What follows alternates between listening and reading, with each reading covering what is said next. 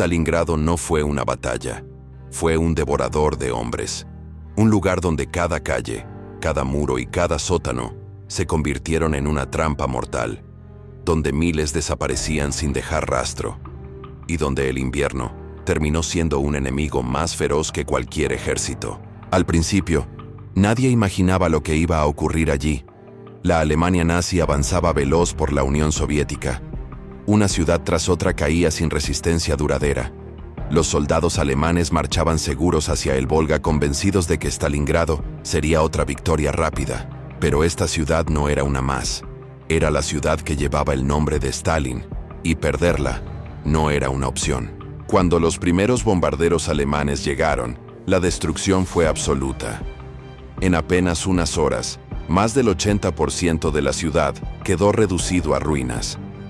Miles murieron en cuestión de minutos. Calles enteras ardían sin control. Edificios se desplomaban atrapando a familias enteras. Y aún así, Stalingrado no cayó. Las ruinas, que parecían un desastre, se convirtieron en la mejor defensa soviética. Los escombros crearon un laberinto perfecto para la guerra urbana. Los soldados soviéticos aparecían y desaparecían entre humo y polvo, golpeando por sorpresa, retrocediendo y volviendo a atacar. Para los alemanes, cada metro de avance costaba decenas de vidas. Las fábricas se transformaron en fortalezas vivientes. La fábrica de tractores, la de Barricadi, la planta roja, todas se convirtieron en escenarios de combates cuerpo a cuerpo. En muchos lugares, la lucha se reducía a ganar apenas una habitación, un pasillo, una escalera. Cada paso era sangre, sudor y muerte. Y entonces llegó el invierno, un invierno que nadie estaba preparado para enfrentar.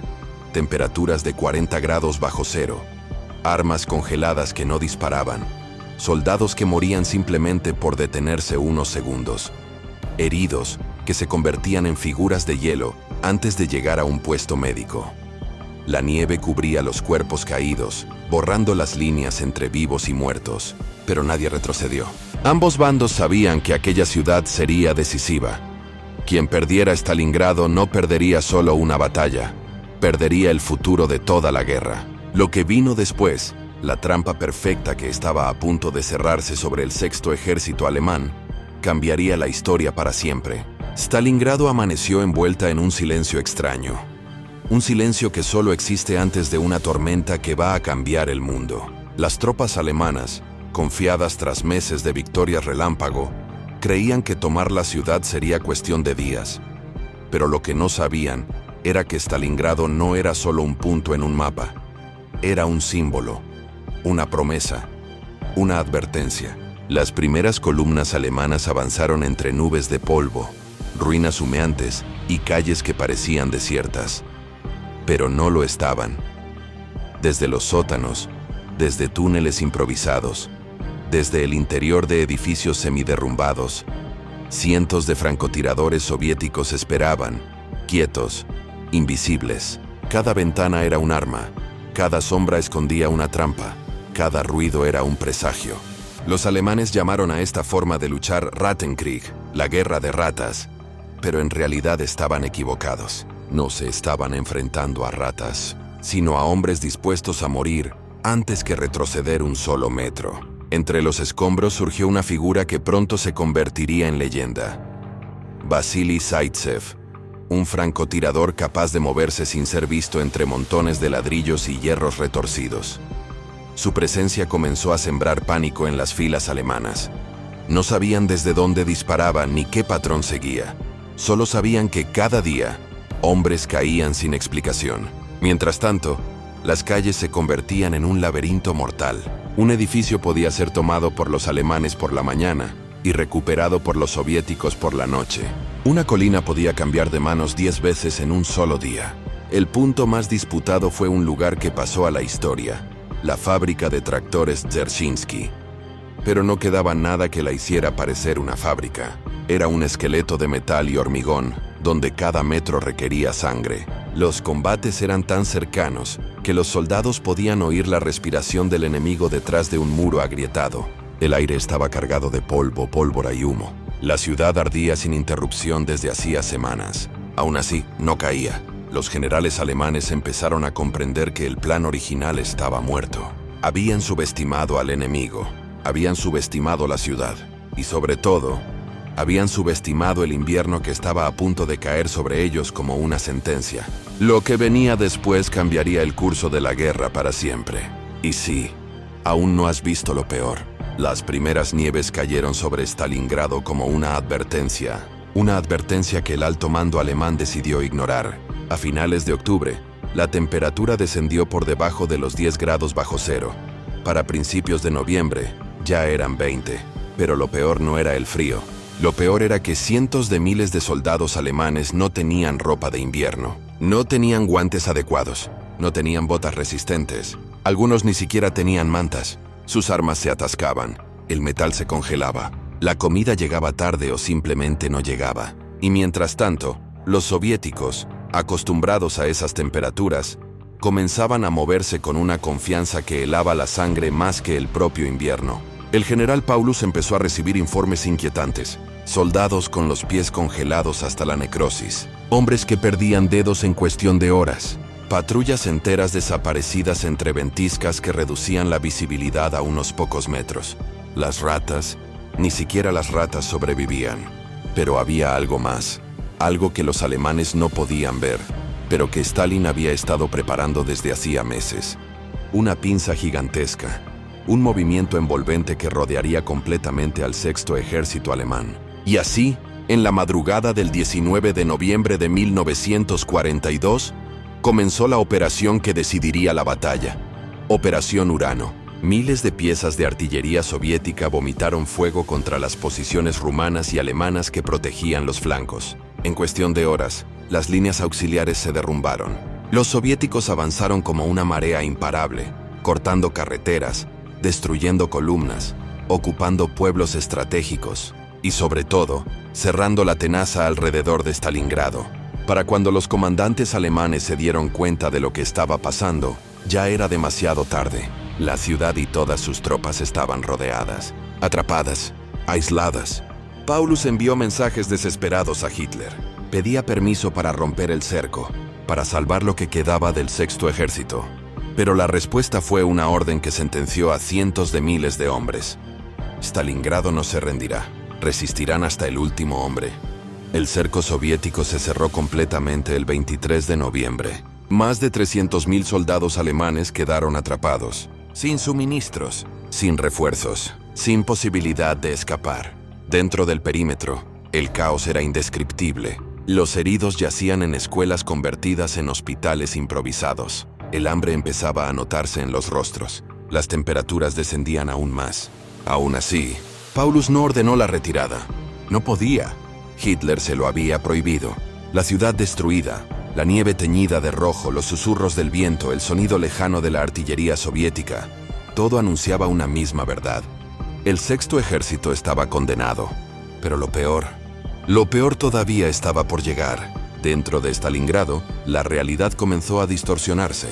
Los ataques soviéticos no eran constantes, pero cuando llegaban, eran brutales, inesperados, impredecibles. Al principio, los alemanes pensaron que la Luftwaffe podría abastecerlos por aire. Göring había prometido que enviaría 500 toneladas diarias de suministros.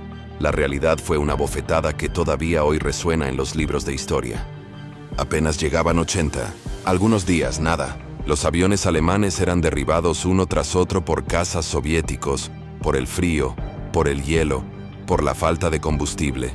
Muchos ni siquiera lograban despegar. Y mientras los alimentos se reducían a raciones miserables, algo aún más preocupante empezó a suceder. Los soviéticos se acercaban, calle a calle, edificio a edificio, habitación a habitación. Las ruinas de Stalingrado se habían convertido en un laberinto mortal. Cada escalera podía ocultar un francotirador. Cada sótano podía contener una emboscada. Cada esquina podía ser el fin. El famoso edificio Pavlov, defendido por un puñado de soldados soviéticos, resistía día tras día, como un muro imposible de atravesar. Los alemanes lo llamaban la fortaleza de piedra, porque era literalmente impenetrable. Mientras tanto, dentro del cerco, Los hospitales improvisados parecían escenas sacadas de una pesadilla. Heridos amputados sin anestesia, cuerpos congelados usados para bloquear ventanas y reforzar posiciones. Soldados que empezaban a sufrir delirios por la inanición. El frío ya no era un enemigo, era un verdugo silencioso. Muchos soldados se quedaban dormidos para no despertar jamás. Otros se negaban a quitarse las botas por miedo a descubrir que sus pies estaban muertos. El Sexto Ejército comenzó a transmitir mensajes codificados que dejaban claro lo impensable. La situación es desesperada, sin alimentos, sin municiones, sin médicos. Pero desde Berlín, Hitler respondía siempre lo mismo. Resisten era una palabra fría, simple, pero significaba la muerte de cientos de miles. Los soviéticos, por su parte, sabían que la victoria estaba cada vez más cerca y comenzaron a empujar el cerco, poco a poco, reduciendo el perímetro, aislando unidades, cortando los últimos almacenes, tomando las últimas fábricas intactas. A mediados de diciembre, los alemanes intentaron una última maniobra desesperada, la Operación Tormenta de Invierno, un intento de rescate lanzado desde el exterior. Durante unos días, pareció que podría funcionar. Los tanques del general Manstein avanzaban con fuerza, rompiendo líneas soviéticas, acercándose más y más a la ciudad. Los soldados dentro del cerco escuchaban los ecos lejanos de su avance, y algunos lloraban de alivio. Pensaban que por fin saldrían de ese infierno. Pero la operación se detuvo a solo 48 kilómetros de distancia. A un paso, a un suspiro, Manstein pidió a Paulus que rompiera el cerco desde dentro, que avanzara hacia él, que se salvaran. Hitler lo prohibió, y fue en ese momento, exactamente en ese momento, cuando el destino del Sexto Ejército quedó sellado, sin escapatoria, sin alimentos, sin futuro. Stalingrado ya no era una batalla, era una tumba gigantesca, y el final ya estaba escrito. Con la Operación Tormenta de Invierno fracasada, una verdad brutal empezó a extenderse entre los soldados alemanes atrapados en Stalingrado. Nadie vendría a rescatarlos. Las temperaturas caían por debajo de los 25 grados bajo cero. Las tormentas de nieve convertían cada movimiento en una tortura. Los suministros ya no llegaban. La gente moría de hambre, de frío o de desesperación. En las radios se escuchaban mensajes cada vez más extraños, susurros, delirio, oficiales pidiendo instrucciones imposibles, hombres suplicando evacuación, mensajes incompletos que se perdían entre estática y viento. El Sexto Ejército ya no era un ejército, era una sombra. Los soviéticos, conscientes del colapso alemán, comenzaron la fase final de la operación, el aplastamiento del cerco. Sus tropas avanzaban como una ola lenta pero imparable, guiadas por artillería precisa y un conocimiento total del terreno. Cada fábrica, cada edificio demolido, cada callejón era conquistado con una determinación que parecía inhumana. Dentro del perímetro, el efecto psicológico fue devastador. Unidades enteras desaparecían sin dejar rastro. Batallones que antes eran cientos ahora eran solo una docena de hombres famélicos, sin munición, sin mando, sin esperanza. Algunos se rendían sin luchar, otros luchaban hasta el último cartucho. Otros simplemente se quedaban sentados en el hielo, sin fuerza para continuar. Paulus, atrapado en un sótano convertido en cuartel general, recibía informe tras informe que confirmaba lo inevitable. La línea defensiva se desmoronaba, hombres muriendo por congelación antes de llegar al combate, posiciones clave perdidas, hospitales improvisados sobrepasados, la moral hundida. Y aún así, Hitler ordenaba seguir resistiendo. La Luftwaffe, en un acto desesperado, intentó un último puente aéreo. Cientos de aviones Ju-52 fueron enviados, muchos sin calefacción, sin armamento, sin garantías.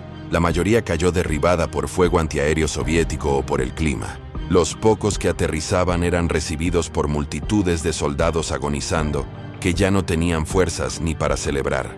El suministro era tan escaso que los alemanes llegaron a registrar paquetes vacíos, cajas de munición sin balas, sacos de comida podrida. Algunas raciones se repartían entre 20 hombres, otras no llegaban nunca. Los soviéticos estrecharon aún más el cerco. Empezaron a dividir la ciudad en sectores, a desgajar el Sexto Ejército en fragmentos cada vez más pequeños. Aislaron a Paulus en la fábrica de tractores, convertida ahora en un infierno de humo, destrucción y cadáveres congelados. Para enero, El cerco interior se había reducido a menos de 10 kilómetros. 10 kilómetros de ruinas, 10 kilómetros de muerte, 10 kilómetros que estaban a punto de convertirse en la tumba más grande de toda la guerra. La idea de rendirse empezaba a aparecer en conversaciones susurradas, prohibidas pero inevitables. Se hablaba de salir por la noche, de romper el cerco en grupos de 20, de esconderse en casas derrumbadas. Casi nadie lo intentaba. Los que lo hacían, no regresaban. Y mientras el sexto ejército se desintegraba, una pregunta recorría cada esquina, cada trinchera, cada búnker congelado. ¿Cuánto tiempo más podrían resistir? Porque lo que venía después solo podía describirse con una palabra: colapso. Enero cayó sobre Stalingrado como un martillo. Nada se movía sin dejar un eco helado. Nada respiraba sin sentir que el aire quemaba los pulmones. Nada quedaba ya del ejército que, meses antes, había entrado en la ciudad como una máquina invencible. Lo que quedaba eran sombras. El sexto ejército estaba dividido en pequeños grupos aislados, incapaces de comunicarse entre sí. Algunos seguían luchando. Otros simplemente esperaban el final. Otros estaban demasiado débiles para distinguir entre sueño, delirio y realidad. Los soviéticos avanzaban con precisión quirúrgica, bloque por bloque, ruina por ruina, aplastando las últimas bolsas de resistencia con una fuerza demoledora. La artillería ya no era necesaria. Los soldados alemanes ni siquiera podían huir. El 24 de enero, Paulus envió un mensaje desesperado a Hitler. El sexto ejército está al borde del colapso. Era la primera vez que lo admitía por escrito. La respuesta llegó horas después. Rendirse está prohibido. Pero las órdenes ya no significaban nada. Stalingrado se estaba derrumbando desde dentro. El 26, los soviéticos capturaron el aeródromo de Gumrak, el último punto por el que podían llegar suministros. El hambre se convirtió en un monstruo que devoraba todo. Hombres que pesaban 40 kilos, soldados que se desmayaban durante el combate, oficiales incapaces de mantener a sus unidades en pie. Paulus, rodeado en el sótano del Departamento de Estado Mayor, recibía informes que parecían inventados por una mente desesperada. Munición para un día, comida para unas horas, hospitales sin luz, muertos congelados bloqueando los pasadizos. El 30 de enero, Hitler ascendió a Paulus a mariscal de campo. Un gesto simbólico, pero también una trampa. Ningún mariscal alemán se había rendido jamás. La intención era clara. Hitler quería que Paulus se suicidara. Pero el 1 de febrero, las tropas soviéticas entraron en su cuartel. Paulus estaba sentado, agotado, demacrado, incapaz de reaccionar. No se disparó, no peleó, no huyó. Simplemente levantó las manos y se rindió. La parte sur del cerco capituló esa misma mañana. La parte norte resistió 2 días más, sin comandante, sin alimentos, rodeada por miles de soldados soviéticos que avanzaban implacables entre montones de cadáveres congelados. El 3 de febrero todo terminó. De los más de 300.000 hombres que formaban el sexto ejército, solo 90.000 fueron capturados con vida. De esos 90.000, menos de 6.000 regresarían a Alemania años después. El resto quedó enterrado bajo la nieve, las ruinas y el silencio de Stalingrado. Una batalla que no solo cambió la guerra, cambió la historia entera. Porque Stalingrado no fue una victoria, no fue una derrota, fue una advertencia. Un recordatorio brutal de hasta dónde puede caer la humanidad cuando el orgullo, el fanatismo y la ceguera estratégica se convierten en órdenes. Y cuando terminó, el mundo ya no era el mismo.